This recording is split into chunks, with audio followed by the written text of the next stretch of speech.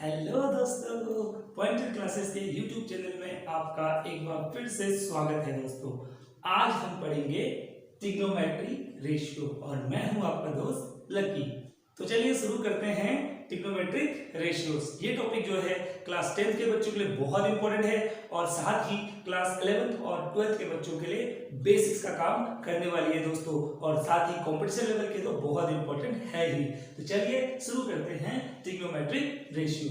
दोस्तों trigonometric ratio बताने से पहले क्या आप पाइथागोरस थ्योरम जानते हो? तो मैं आपको सबसे पहले पाइथागोरस थ्योरम समझाता हूं दोस्तों। तो देखो पाइथागोरस थ्योरम क्या है दोस्तों, आप जानते हो कि हमारे पास एक राइट एंगल ट्रायंगल होता है ना दोस्तों, right angle triangle A B C, और ये जो है ये राइट एंगल ट्रायंगल होता है।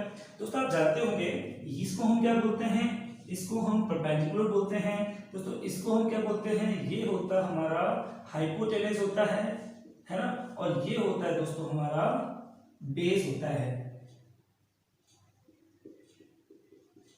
ये हमारा परपेंडिकुलर है, ये हमारा हाइपोटेनस है और ये हमारा बेस है। यानी कि दोस्तों पाइथागोरस थ्योरम क्या होता है, हम कहेंगे हाइपोटेनस का स्क्वायर इक्वल टू परपेंडिकुलर का स्क्वायर प्लस बेस का स्क्वायर। यानी कि मैं लिख सकता हूं इसको, क्या लिखेंगे हम लिखते हैं हाइपो का square equals to perpendicular square plus base square. So this is the Pythagoras theorem. Okay, और एक तरीका क्या है लिखने का, AC का स्क्वायर इक्वल्स टू हम लिखते हैं AB का स्क्वायर प्लस BC का स्क्वायर। दोस्तों इसका प्रूफ भी है, लेकिन यहाँ पर अभी जरूरी नहीं है मैं आपको प्रूफ कराऊं, मैं वो अगली वीडियोस में आपको प्रूफ भी करवाऊंगा। ठीक है, अभी हम सिर्फ पाइथागोरस थ्योरम सीख रहे हैं ताकि हम ट्रिग्नोमेट्रिक रेशियोज को बहुत आसानी से सीख पाए। दोस्तों पाइथागोरस थ्योरम को समझ आ गया, हाइपोटेनस का स्क्वायर इक्वल्स टू परपेंडिकुलर का स्क्वायर प्लस बेस का स्क्वायर। तो आइए अब ट्रिग्नोमेट्रिक रेशियोज पढ़ते हैं। आपको ये फॉर्मूला याद रखना है, ठीक है। ओके, तो हमने ट्रिग्नोमेट्रिक रेशियोज याद किए, ठीक है, पाइथागोरस थ्योरम याद किया। अब ट्रिग्नोमेट्रिक रेशियो याद करने की कोशिश करते हैं। दोस्तों कुछ फंक्शंस होते हैं ट्रिग्नोमेट्री के, जैसे आप फेमिलियर होंगे, sin theta, cos theta, tan theta, है ना, sec थीटा, ये सब फंक्शंस होते हैं, इनको हम थोड़ा जानते हैं। तो दोस्तों इनको पढ़ने से पहले मैं आपको एक चीज बता देता हूं। आपको एक लाइन याद करनी है दोस्तों, आपको लाइन याद करनी है, सम पीपल हैव, ठीक है, curly black hair to prepare basket. Okay, some people have curly black hair to prepare basket. आपको ये लाइन याद रखनी है, सिंपल है। कुछ लोगों के पास काले घुंघराले बाल होते हैं, उससे क्या बनाते हैं, बास्केट बनाते हैं ना। तो some people have curly black hair to prepare basket. Okay, तो इसको हम कैसे अपने ट्रिग्नोमेट्रिक में अप्लाई करते हैं वो समझते हैं। दोस्तों आपको ये याद रखना है, ठीक है। अच्छा सम से बना दोस्तों, सम से बनता है हमारे पास साइन थीटा, यानी कि S से सम, S से साइन थीटा। तो सम पीपल हैव यानी कि परपेंडिकुलर अपॉन हाइपोटेनस, है ना। सम पीपल हैव यानी क्या बना, हमारे पास बना परपेंडिकुलर अपॉन हाइपोटेनस, ठीक है। ओके, तो दूसरा में कर्ली, कर्ली से कॉस, तो दोस्तों कॉस थीटा क्या हुआ, कॉस थीटा ब्लैक हेयर यानी कि हमें मिला बेस अपॉन हाइपोटेनस। ओके, फिर आता है टू प्रिपेयर बास्केट, तो sine theta cos theta then tan theta, tan theta to prepare, prepare basket यानी कि परपेंडिकुलर अपॉन बेस। दोस्तों ये हमें मिला some people have curly black hair to prepare basket। दोस्तों अब मैं इसको मिटा रहा हूं, आपको एक बार समझ में आ गया, sin theta some people have perpendicular upon hypotenuse। अब आप ऐसे ही याद कर सकते हो, ऐसे ही याद कर सकते हो इसको, some people have curly black hair to prepare basket। आपको एक बार याद करना, बहुत जल्दी याद हो जाए। कुछ और ट्रिग्नोमेट्रिक रेशियोज के बारे में बात करते हैं। अभी हमने पढ़ा साइन कॉस और टेन, तो दोस्तों अब आगे चलते हैं साइन। यानी कि दोस्तों अब एक चीज ध्यान देना, ठीक है, साइन कॉस मिलेगा, साइन का जो अपोजिट होगा हम वो क्या होगा, वो होगा कॉसेक। क्या होता है दोस्तों, कॉसेक, यानी कि कॉसेक इक्वल्स टू, यहाँ पर परपेंडिकुलर अपॉन हाइपोटेनस है, तो दोस्तों ये क्या हो जाएगा, ये हो जाएगा हाइपोटेनस अपॉन परपेंडिकुलर। आपको ये याद भी करना है, आपको some people have curly black hair to people basket, तो उल्टा कर देना है। बस आपको ध्यान रखना है कि साइन का उल्टा कॉसेक होता है, और ये कैसे होता है ये भी हम समझेंगे जब मैं आपको क्लास करूंगा, तो 12th के ट्रिग्नोमेट्रिक समझाऊंगा, उस वक्त हम इसको समझेंगे कि साइन का कॉस ही उल्टा क्यों हुआ है ना। कॉस, कॉस का होता है दोस्तों सेक, तो ये हो गया सेक थीटा, यहाँ पर कॉसेक थीटा था और यहाँ पर हो गया तो सेक थीटा, तो यहाँ है बेस अपॉन हाइपोटेनस, तो यहाँ हो जाएगा हाइपोटेनस अपॉन बेस। ओके, यहाँ 10 है तो बचा क्या, कॉट थीटा बचा, तो कॉट थीटा इक्वल्स टू होता है बेस अपॉन परपेंडिकुलर। तो दोस्तों ये रहे कुछ ट्रिग्नोमेट्रिक रेशियोज जिनकी हेल्प से हम अभी थोड़ी देर में कुछ और फॉर्मूलेस को सॉल्व करने वाले। ये बेसिक फॉर्मूले हैं, आपको ये याद होने चाहिए। और कैसे याद होने चाहिए, some people have curly black hair to prepare basket. उसके बाद हमने देखा साइन का उल्टा कॉसेक होता है, तो इसको हमने फॉर्मूला भी उल्टा कर दिया, सेक का उल्टा कॉस का उल्टा सेक होता है और टेन का उल्टा कॉट होता है। दोस्तों ये बहुत आसान था, ये आपको याद हो गया। ध्यान रखना क्लास 10 बहुत इंपॉर्टेंट है, this is the basics for class 11th and 12th, ठीक है। ओके, अब ये आपको याद रखना है, अगली जो टॉपिक्स आएंगे उनमें आपको याद रखना है, क्योंकि मैं आपको भी कुछ फॉर्मूले याद कराने वाला हूं, ठीक है। ये तो था ट्रिग्नोमेट्री के एक टाइप के रेशियोज। अब हम आते हैं क्लास 10 में ट्रिग्नोमेट्री के 3 फॉर्मूले होते हैं दोस्तों, हमें वो तीनों लर्न करने हैं। तो आइए कैसे बनते हैं वो 3 फॉर्मूले, लेट्स स्टार्ट। ओके, तो दोस्तों मैंने आपको सिखाया था, मैंने आपको पाइथागोरस थ्योरम सिखाई थी, ए बी और सी, है ना दोस्तों। अभी मैंने आपसे कहा था कि यहाँ पे क्या होगा, AC का स्क्वायर यानी हाइपोटेनस का स्क्वायर इक्वल्स टू परपेंडिकुलर का स्क्वायर प्लस बेस का स्क्वायर, है ना। ओके, ये बन गया हमारे पास पाइथागोरस थ्योरम। अब दोस्तों हमें ट्रिग्नोमेट्री का पहला फॉर्मूला निकालना है। पहला फॉर्मूला मैंने कहा था आज हम 3 फॉर्मूले सीखेंगे और तीनों यहीं से निकालेंगे। कैसे निकलता है देखो, तो रटना नहीं है, आपको यहीं से मिल जाएगा।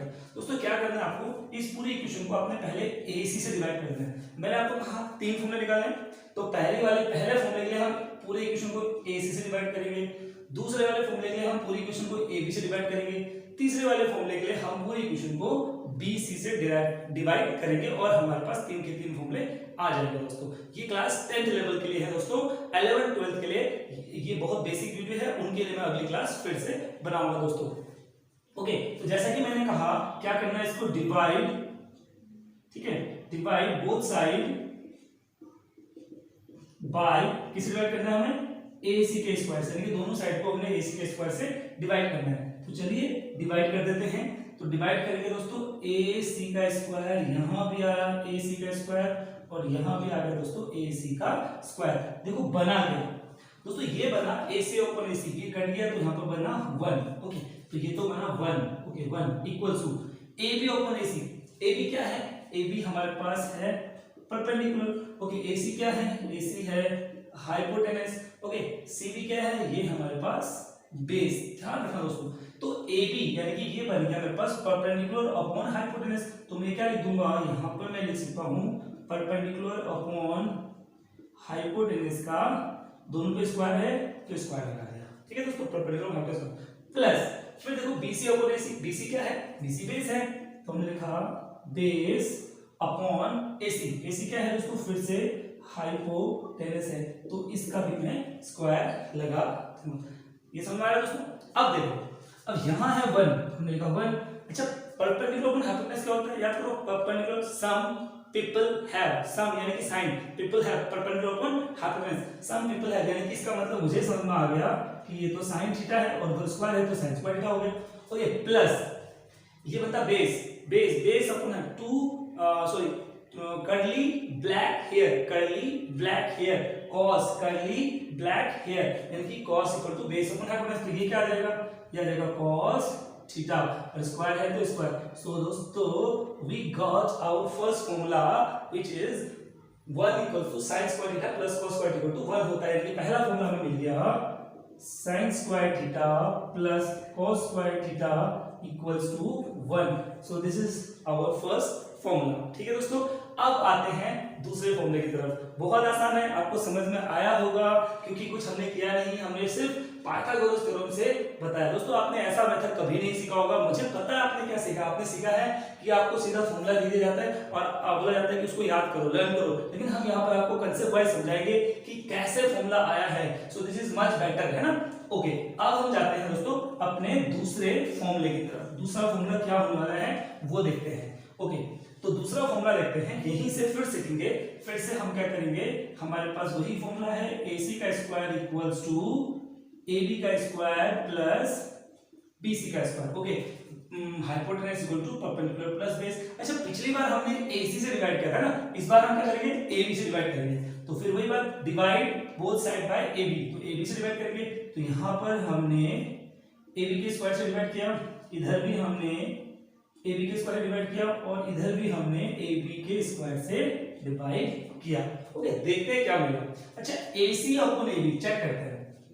AC क्या है, लिख देते हैं। AC क्या है, AC है हाइपोटेनस और AB क्या है, AB है परपेंडिकुलर, ओके, का होल स्क्वायर इक्वल टू, ये तो कट जाएगा, ये तो 1 आ गया, very good, plus BC upon AB, what is BC, BC यहाँ पर बेस है, बेस अपॉन AB क्या है, AB हमारे पास परपेंडिकुलर है, यानी कि AB स्क्वायर। ओके, अब हमें ढूंढना है कि हाइपो अपॉन परपेंडिकुलर क्या होता है, हाइपोटेनस अपॉन परपेंडिकुलर क्या होता है। तो हमें फॉर्मूला देखना है, देखना है सम पीपल हैव, आगे देखो सम पीपल हैव का उल्टा आ रहा है ना, देखो सम पीपल यानी कि यहाँ पर था हमारे पास साइन थीटा क्या था, परपेंडिकुलर अपॉन हाइपोटेनस, लेकिन यहाँ पर क्या आ रहा है, हाइपोटेनस अपॉन परपेंडिकुलर। तो क्या मैं इसको हाइपो, मैंने क्या बताया था, साइन का उल्टा कॉसेक होता है, तो मैं इसको कॉसेक लिख सकता हूँ, तो ये बन गया दोस्तों सी cosec square theta, okay, equals to, देखो cos स्क्वायर थीटा बन गया, कैसे बना, क्योंकि उल्टा है ना साइन का, सम पीपल हैव होता था लेकिन उल्टा है, तो ये cos स्क्वायर थीटा बन गया।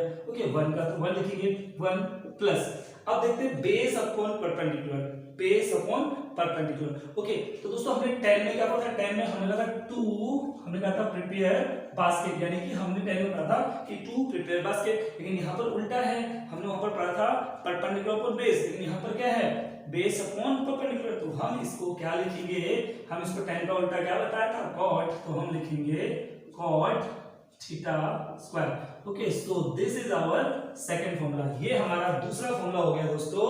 क्या हो गया दूसरा फॉर्मूला, दूसरा फॉर्मूला हमारे पास आ गया cosec square theta equals to 1 plus cot square theta, ये हमारा दूसरा फॉर्मूला हो गया।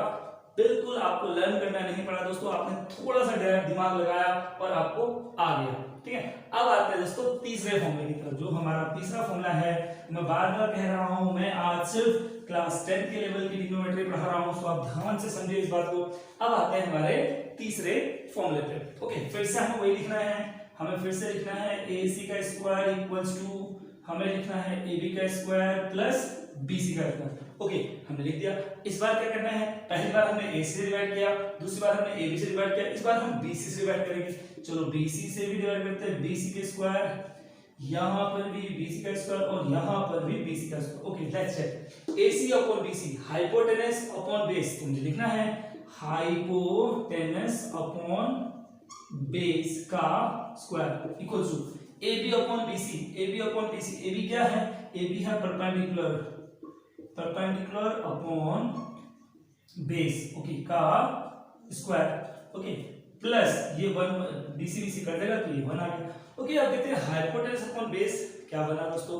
हमने पढ़ा था some people have curly black hair, वो ब्लैक हेयर यानी कि आगे ना cos, तो ये तो उल्टा है, यहाँ पर h ऊपर है b नीचे है, तो इसका मतलब ये बन गया cos का उल्टा क्या होता है, cos का उल्टा होता है दोस्तों sec थीटा का स्क्वायर है, तो square equal to perpendicular to prepare basket, यानी कि परपेंडिकुलर अपॉन बेस, तो ये क्या बन गया दोस्तों, ये बन गया पास tan स्क्वायर थीटा और साथ में आ गया प्लस 1। सो ये हमारा तीसरा फॉर्मूला दोस्तों आज का क्या बना, ये बना sec square theta equals to tan square theta plus 1। तो ये दोस्तों हमारे तीन ट्रिग्नोमेट्रिक के फॉर्मूले आ गए और हमें लर्न हो गए। तो दोस्तों अभी तक हमने दो चीजें सीखी है, हमने अभी तक ट्रिग्नोमेट्री के रेशियो सीखे और हमने अभी तक उन्हीं रेशियोज की हेल्प से और पाइथागोरस थ्योरम की हेल्प से ये तीन फॉर्मूले निकाले। अब दोस्तों इन तीन फॉर्मूले से हम और भी डिराइव कर सकते हैं। अगर आपको कोई पूछता है, अगर अब आपसे कोई पूछता है, अगर आपको कभी दिक्कत होती है कि आपको कहीं सॉल्व करते समय आपको अगर sin स्क्वायर थीटा निकालना पड़े दोस्तों, सिर्फ sin स्क्वायर थीटा निकालना पड़े, तो क्या दोस्तों sin स्क्वायर थीटा आप निकाल नहीं सकते हो, ये cos उधर जाएगा, ये उधर जाएगा, तो यहाँ प्लस है तो क्या हो जाएगा, माइनस हो जाएगा ना, तो 1 तो वहीं रहेगा, तो क्या बन जाएगा, ये cos स्क्वायर थीटा बन जाएगा दोस्तों। तो यहीं से देखो दोस्तों आप फॉर्मूले निकलेंगे, तीन फॉर्मूले ये देगा आपको, तीन फॉर्मूले ये देगा, तीन फॉर्मूले ये देगा, कितने हो जाएंगे, 9 फॉर्मूले हो जाएंगे दोस्तों। ये मैं नहीं कराने वाला, मुझे पता है आपको आ चुका है, आप खुद करोगे ना, आपको पता है आपको साइन निकालोगे तो cos उधर जाएगा, अगर cos निकालोगे तो sin उधर जाएगा, तो 1 माइनस साइन हो जाएगा। उसी तरह यहाँ पर अगर cot स्क्वायर की वैल्यू निकालोगे तो ये 1 इधर आ जाएगा, तो ये cosec स्क्वायर थीटा माइनस 1 हो जाएगा, तो ये बन गया cot स्क्वायर थीटा, है ना। उसी तरह दोस्तों अगर आप यहाँ पर tan स्क्वायर निकालना चाहोगे तो ये 1 इधर आके माइनस हो जाएगा, तो sec स्क्वायर थीटा माइनस 1 हो जाएगा। और इस तरह से हमारे ये तीन फॉर्मूले यहाँ से हमें 9 फॉर्मूले मिल गए। देखो दोस्तों मैंने आपको सिर्फ कहा था 3 फॉर्मूले, लेकिन हमने सीख लिए हैं 9, है ना। ओके, तो ये था ट्रिग्नोमेट्रिक फॉर्मूले। अब देखते हैं दोस्तों ट्रिग्नोमेट्रिक टेबल।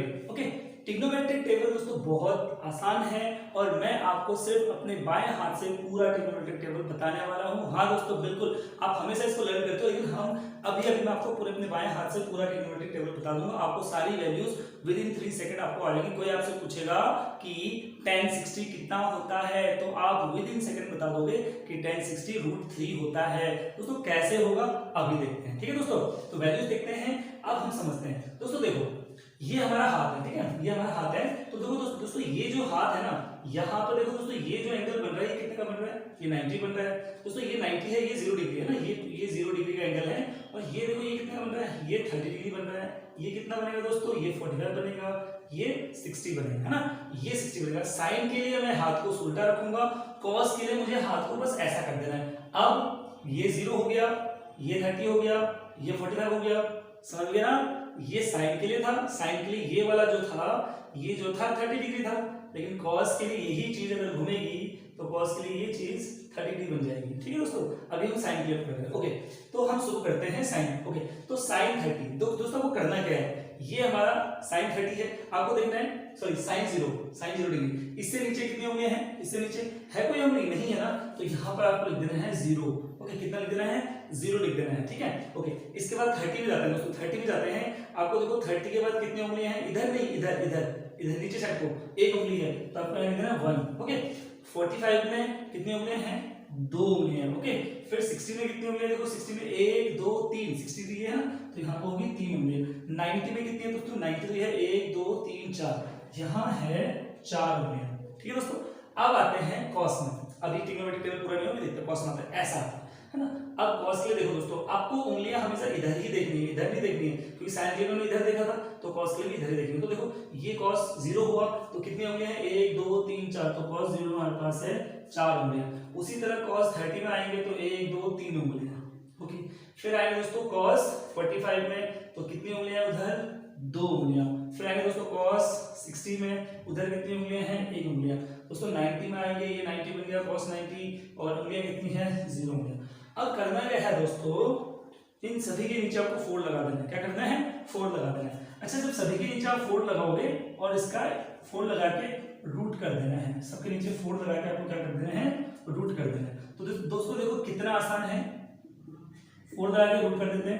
देखो ओके, अब 0/4 किसी के ऊपर 0 होगा तो दोस्तों वो तो ऑटोमेटिकली 0 हो जाएगा, तो 0/4 इज 0। ओके, अब 1/4 दोस्तों 1/4 को मैं अगर रूट करूंगा, 1/4 को मैं रूट करूंगा, तो दोस्तों रूट ये 4 बाहर निकलेगा तो क्या बन जाएगा, 1/2 बन जाएगा। ये तो आपको बेसिक आता है, क्लास 10th के लेवल से बता रहा हूं मैं, क्योंकि ट्रिग्नोमेट्री क्लास 10 से शुरू है। तो 1/4 हो गया 1/2। उसके बाद दोस्तों ये बन गया मेरे पास 1/2। ओके, अब आते हैं 45 में, तो फिर से हम 2/4 का रूट करेंगे। तो पहले 2/4 को हम काट देते हैं, तो ये क्या बनेगा, 1/2 बनेगा। तो यानी कि 1/2 का रूट कितना होगा, 1/2 ही होगा। तो ये आ गया दोस्तों 1/2। उसके बाद 3/4, 4 का हो जाएगा 2, और ये हो गया √3/2। ओके, 4/4 तो दोस्तों होता है 1, ठीक है। ओके, अब आया फिर से 4/4, ये हो गया दोस्तों 1, √3/4 अभी हमने किया था, √3/2, 2/4 हो गया दोस्तों, रूट करके 1/√2, 1/4 हो गया दोस्तों 1/2, और 0/4 इज 0।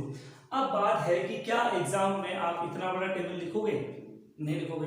आपको सीधे कोई पूछेगा भाई साइन 60 की वैल्यू बताओ, तो साइन 60 की वैल्यू बताओ जैसे आपको बोला, तो आपने क्या करना है, आपने अपना हाथ पकड़ना है, आपने देखना है कि कितना है, 0 डिग्री, 30 डिग्री, 45 डिग्री, 60 डिग्री। 60 देगा, कितनी उंगलियां हैं, 3/4 नीचे 4 लगाना है, तो 3/4 का रूट कर दो, 3/4 का रूट कर देना, ठीक है। अच्छा, कोई पूछता आपको cos 45 की वैल्यू बताओ, तो क्या करना है, cos यहां से आना है, cos 45 ये आपका 90 हो गया, ये आपका 30 हो गया, 45 इधर कितनी उंगलियां हैं, 2, और नीचे तो 4 लगाना है, तो 2/4 को कट करोगे तो 1/2, और 1/2 का रूट हो जाएगा 1/√2 है दोस्तों। अच्छा कोई आपसे पूछता है कि भाई cos 30 की वैल्यू बताओ, तो cos 30 cos के लिए मैंने कहा था ऐसा करना है, cos 30 ये हो गया, कितनी उंगलियां हैं, 3 उंगलियां हैं, 1 2 3, तो आपको ऊपर तो 3 और नीचे 4 लगा देना है, तो √3/4 हो जाएगा, तो 4 को रूट के बाहर निकालेंगे तो √3/2 हो जाएगा।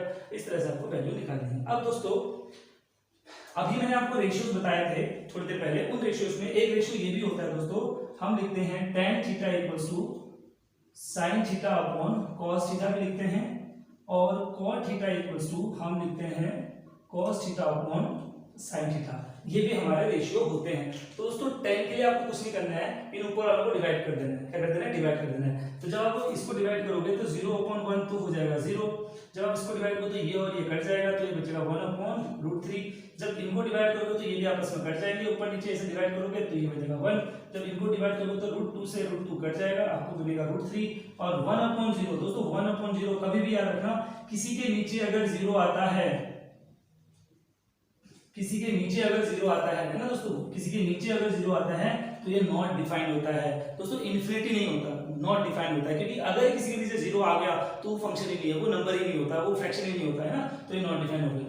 ठीक है, अच्छा अब आपको आप सोचोगे यार tan का हम कहाँ एग्जाम में डिवाइड करेंगे, है ना, तो लो ये भी याद कर देता हूँ, देखो कितना आसान है, आपको कुछ नहीं करना है, आपको देखना 45 में 1 होगा, यहाँ पर नॉट डिफाइंड है, बस 2 ही तो है, √3 ही तो याद करना है, एक जगह 1/√3 है और एक जगह √3 है। उसी तरह दोस्तों जैसे हमने ऊपर के हमें पता है साइन का उल्टा कोसेक होता है, तो यहाँ पर 0 है, तो दोस्तों ये क्या हो जाएगा, ये क्या हो जाएगा, 0 है तो यहाँ पर हो जाएगा दोस्तों नॉट डिफाइंड हो जाएगा, और यहाँ हो जाएगा 1/2 का हो जाएगा 2, और 1/√2 का हो जाएगा √2, ये हो जाएगा 2/√3, और 1 का हो जाएगा दोस्तों 1 ही होता है।